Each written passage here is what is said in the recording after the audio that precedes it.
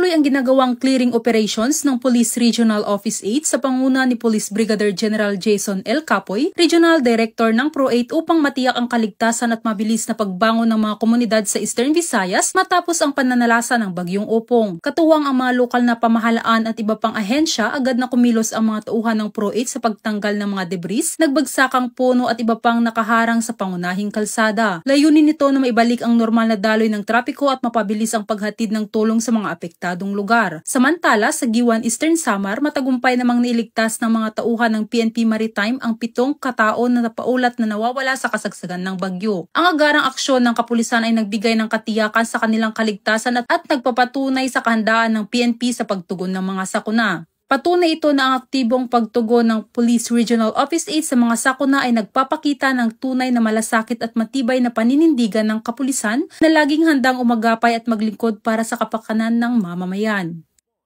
Mula dito sa Eastern Visayas, ako ang inyong PNN correspondent, Patrolwoman Camberley Flores, alagad ng batas, tagataguyod ng Balitang Pulis.